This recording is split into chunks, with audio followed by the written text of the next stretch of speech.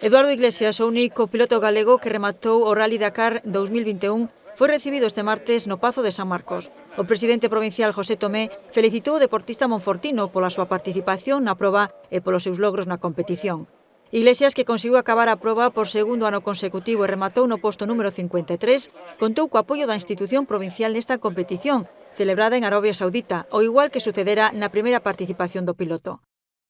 Durante a carreira, o deportista portou o escudo da Deputación e a imaxe turística da provincia, tanto na moto como no uniforme cos que competiu. Isto supuxo unha proxección internacional de Lugo de primeira orde, xa que preto de 200 países emitiron o Rally Dakar, con 5 millóns de espectadores en directo en cada etapa e 54 millóns de visitas en internet.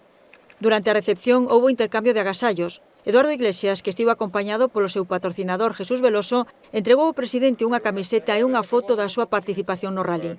Pola súa banda, José Tomé fíxolle entrega do Dicionario da Comida Galega e unha insignia institucional.